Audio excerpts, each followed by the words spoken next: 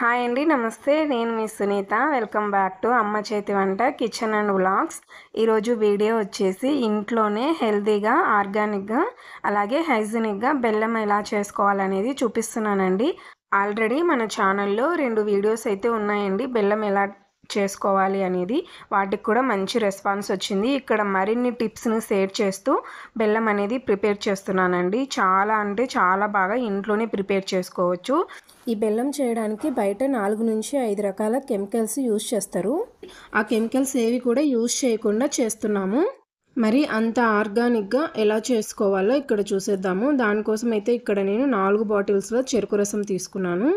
ఇక్కడ మనము చెరుకు రసము ఎలా తీసుకోవాలి అంటే అందులో జింజర్ కానీ లెమన్ కానీ ఏమీ లేకుండా ప్లెయిన్ చెరుకు రసాన్ని తీసుకోవాలి అండి. అలాగే వాళ్ళు ఆల్రెడీ వాళ్ళ దగ్గర ఉన్న బాటిల్స్ ఉంటాయి కదా, మగ్గులు, వాటిలో ఆల్రెడీ చెరుకు రసం ఉందంటే దాన్ని పక్కకు తీసేసి మళ్ళీ కొత్తది పట్టండి అని చెప్పండి. అలాగే మనం చెరుకుని కూడా సెలెక్ట్ చేసుకొని పట్టించుకోవాలండి. కాస్త ముదురుగా ఉంటాయి చూడండి, లావుగా గట్టిగా ఉంటాయి చెరుకులు. ఆ చెరుకుల్ని తీసుకున్నామంటే బెల్లము కాస్త త్వరగా వస్తుంది, ఎక్కువ రోజులు స్టోర్ ఉంటుంది. అలాగే బెల్లం అనేది స్వీట్ కూడా చాలా బాగుంటుందండి. అలాంటి చెరుకుల్ని సెలెక్ట్ చేసుకొని ఒక 4 బాటిల్స్ పట్టించుకున్నామంటే దాదాపుగా అరకిలో పైనే వస్తుందండి బెల్లము మనకైతే. దాదాపుగా అంటే ఒక 800 గ్రామ్స్ దాకా అట్లా వస్తుందన్నమాట బెల్లము. ఇలా వచ్చిన బెల్లం చెరుకు రసాన్ని అయితే మనం ఇంటికి తీసుకొచ్చుకున్న తర్వాత మరోసారి ఫిల్టర్ చేసి తీసుకోవాలండి. ఇక్కడ మనం తీసుకున్న కడాయి కూడా కాస్త మందంగా వెడల్పుగా ఉండేది తీసుకుంటే బాగా వస్తుందన్నమాట. నేను ప్రతిసారి కూడా ఇదే కడాయిలో చేస్తాను కాబట్టి దాంట్లోకి తీసుకున్నాను. తర్వాత ప్రీవియస్ వీడియోస్లలో నేను చిన్న చిన్న కప్పులలో బెల్లం కప్పులు వేసి చేశాను కదా. ఈసారి అయితే ఒకేసారి ఒక పెద్ద గిన్నెనైతే తీసుకున్నాను. ఇది వచ్చేసి రెక్టాంగిల్ షేప్లో ఉంటుంది. సో ఒకే గిన్నెలోనే ఒకే బెల్లం ఉండలాగా చేస్తున్నాను అనమాట. మీరు కావాలనుకుంటే చిన్న చిన్న కప్పులలో అయినా చేసుకోవచ్చు. తర్వాత ఇందులోకి 1 టేబుల్ స్పూన్ దాకా నెయ్యి వేసుకోండి. నెయ్యి అనేది కాస్త ఎక్కువగానే వేసుకోండి. ఇక్కడ నేను తక్కువ వేసాను అనమాట. ఎప్పుడు చిన్న గిన్నెలలో చేస్తాను కదా, ఈసారి పెద్ద గిన్నెలో చేసేసరికి మామూలుగానే వేసేసాను. కాస్త ఎక్కువగానే వేసుకొని ఇలా చేత్తో కానీ స్పాచులాతో కానీ గిన్నెకంతా కూడా నెయ్యి అప్లై చేసుకోండి. నెయ్యి అప్లై చేసుకున్న తర్వాత పక్కన పెట్టుకోండి. ఈలోపు మనం చెరుకు రసం అనేది స్టవ్ పైన పెట్టుకొని కాస్త మంటని హై ఫ్లేమ్లో పెట్టుకొని ఉడికించుకుంటూ ఉండాలి అండి. ఇక్కడ చూస్తున్నారు కదా, ఉడకడం స్టార్ట్ అవుతున్నప్పుడు ఇలా చెరుకు రసంలో డస్ట్ పార్టికల్స్ ఉంటాయి కదా, సో అవన్నీ కూడా ఇలా పైకి వస్తూ ఉంటాయి అన్నమాట. ఒక 5 నిమిషాలు ఉడికించుకున్నామంటే డస్ట్, చెరుకులో ఏదైతే డస్ట్ ఉంటుందో అదంతా కూడా ఇలా పైకి వచ్చేస్తుంది. ఇక్కడ మీరు చూస్తున్నారు కదా, ఉడకడం స్టార్ట్ అయినప్పుడు ఇలా పైకి వస్తుందండి. ఇలా పైకి వచ్చిన ఈ నురగనంతటిని కూడా ఇలా గరిటెతోటి తీసేసుకోవాలన్నమాట. కాస్త నిదానంగా తీసేసేయండి. మీరు మళ్ళీ కదిపారంటే నురుగు అనేది చెదిరిపోతుంది. సో అలా చెదిరిపోకుండా ఇక్కడ నేను వీడియో క్లిప్లో చూపించాను కదా, నిదానంగా తీసాను. ఆ విధంగా నిదానంగా తీసేసి ఒక గిన్నెలోకి వాటర్ తీసి పెట్టుకోండి. ఆ గిన్నెలోకి గరిటెనంతా ముంచేసామంటే వాటర్లోకి వెళ్ళిపోతుంది. మళ్ళీ నీట్గా ఉన్న గరిటెని తీసుకొని వచ్చి ఏదైతే నురగ వచ్చిందో ఆ నురగని మళ్ళీ తీసేసుకొని ఈ విధంగా వాటర్లో డిప్ చేసి ఇలా పైన వచ్చిన నురగ అంతా కూడా తీసేసుకోవాలండి. నేను ఇక్కడ చెరుకులు అనేవి మంచివి తీసుకొని అలాగే 2 సార్లు ఫిల్టర్ చేశాను కాబట్టి నాకు డస్ట్ అనేది కాస్త తక్కువగానే వచ్చిందండి. అందుకే చెరుకు సెలెక్ట్ చేసుకునేటప్పుడు ముదురుగా ఉన్న చెరుకులు అలాగే నీట్గా ఉన్నవి చూసుకోండి. కొందరు తుడచకుండానే అలాగే పెట్టి మనకి చెరుకు రసం పట్టిస్తూ ఉంటారు. నీట్గా ఉన్న చెరుకులు తీసుకోండి. అలాగే ఎక్కడ కూడా జింజర్ కానీ ఇంకా లెమన్ కానీ ఉండకుండా చూసుకోండి. అది ఉందంటే బెల్లం మనం ఉడికించేటప్పుడు విరిగిపోతుంది అనమాట. సో ఇలా స్టవ్ పైన పెట్టుకొని మంటని హై ఫ్లేమ్లోనే పెట్టుకోండి. ఫస్ట్ ఉడికిస్తున్నప్పుడు ఉడికించామంటే చూస్తున్నారు కదా, ఒక 10 నిమిషాల కల్లా మనం గిన్నెకి బాగా నిండుగా వేసాం కదా, దాదాపుగా 10 నిమిషాల కల్లా ఇలా సగం దాకా అయిపోయిందండి. ఇంకా అయినా కూడా చిక్కబడలేదు. చూస్తున్నారు కదా, జస్ట్ లైట్గా చిక్కబడింది అంతే. సో ఇలాగే మంటని హై ఫ్లేమ్లో పెట్టుకొని కలుపుతూ ఉడికించండి. ఒక 10-15 నిమిషాల పాటు దగ్గర ఉండి ఉడికించని అవసరం లేదండి. ఎప్పుడైతే బెల్లము దగ్గర పడుతుందో, బెల్లం రావడానికి పాకం అనేది సిద్ధమవుతుందో అప్పుడు కాస్త దగ్గర ఉండి సైడ్కి ఇట్లా బెల్లం అనేది అతుక్కపోతుందండి. ఇక్కడ చూస్తున్నారు కదా, పాకం అనేది చాలా దగ్గర పడి బెల్లం తయారవడానికి వస్తుందన్నమాట. ఇలా నురగలు వస్తున్నాయి అంటే ఇప్పుడు బెల్లము రెడీ అవ్వడానికి వస్తుందన్నమాట.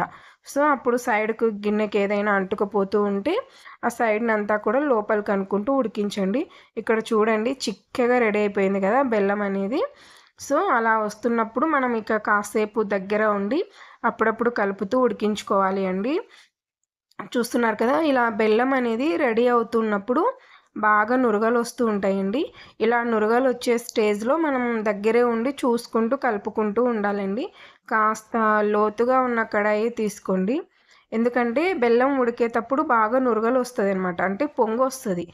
మనము కాస్త లోతుగా లేని కడాయి తీసుకున్నాము, సరిపడింది తీసుకున్నామంటే పొంగిపోయే ఛాన్స్ ఉంది.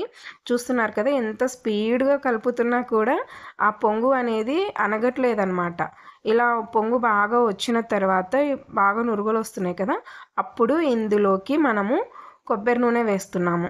మన ఇంట్లో ఫ్రెష్గా ఉన్న కొబ్బరి నూనె ఏదైతే ఉంటుందో అది వేసుకోండి. నేను ఇక్కడ జస్ట్ 1 టీ స్పూన్ మాత్రమే వేశాను. మీరు కావాలంటే 1 నుంచి 2 టేబుల్ స్పూన్ దాకా కూడా వేసుకోవచ్చు.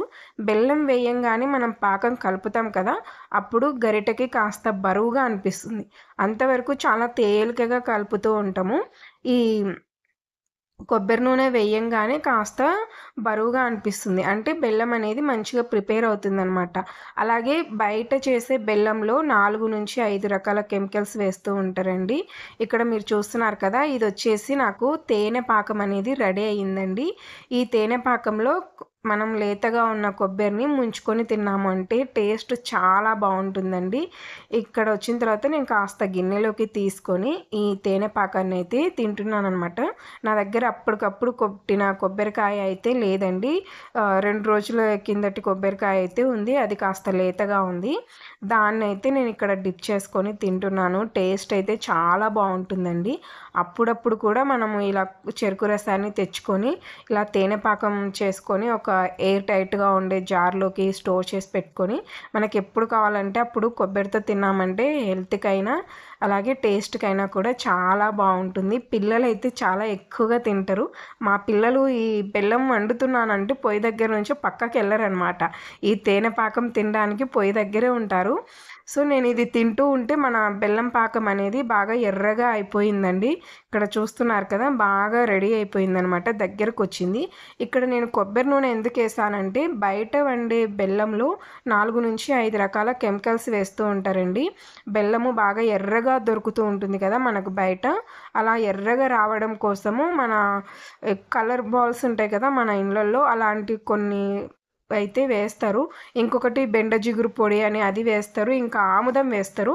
మనం ఇక్కడ ఆముదం కాకుండా కొబ్బరి నూనె వేసామన్నమాట. హెల్తీగా హైజీనిక్గా చేసుకోవాలంటే కొబ్బరి నూనె వేస్తున్నాము.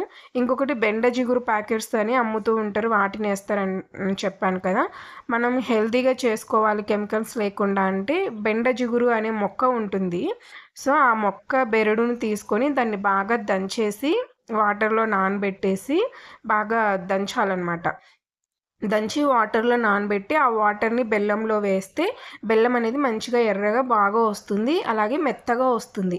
సో ఆ కెమికల్స్ ఇవేవి మనం వేసుకోకుండా మనకాడ ఇంకా బెండ జిగురు మొక్క అనేది లేదు కదా, సో దాన్ని స్కిప్ చేసి కేవలం కొబ్బరి నూనె మాత్రమే వేసామన్నమాట. బెల్లం అనేది ఇక్కడ బాగా దగ్గర అయింది కదండి. ఇప్పుడు నేను వేసింది ఏంటంటే మంచి ఫ్లేవర్ కోసం యాలక పొడి వేశాను.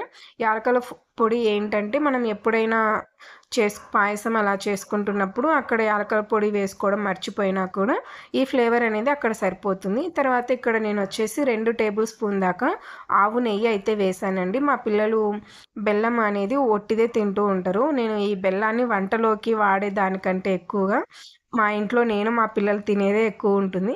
అందుకు కాస్త నెయ్యి కూడా వేశాను. నెయ్యి అనేది ఆప్షన్ అండి. అలాగే యాలకుల పొడి కూడా ఆప్షన్ అనమాట. కొంచెం ఫ్లేవర్ కోసం అయితే వేశాను. ఇక్కడ నేను రెండోసారి చెక్ చేస్తున్నానండి. ఫస్ట్ చెక్ చేసినప్పుడు కాస్త తీగ తీగలాగా వచ్చింది కదా, మీరు వీడియో క్లిప్లో చూసి ఉంటారు.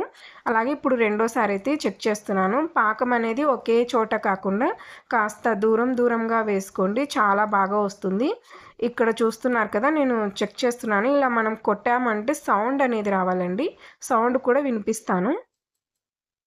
చూసారు కదా, అలా సౌండ్ వచ్చిన తర్వాత మనం అనేది కాస్త మరోసారి కలుపుకొని ఇందాక మనం నెయ్యి అప్లై చేసి పెట్టుకున్న ట్రే ఉంది కదండి, సో ఆ గిన్నెలోకి వేసేసుకోవాలి.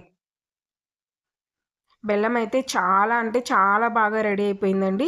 ఇది వచ్చేసి మనం న్యాచురల్గా చేసాం కాబట్టి కాస్త నల్లగా ఉంటుందండి. మీకు ఎర్రటి తెల్లటి బెల్లం కావాలి అంటే బయట ఆయుర్వేదిక్ షాపులలో అమ్ముతారనుకుంటా ఈ కెమికల్స్ అన్నీ.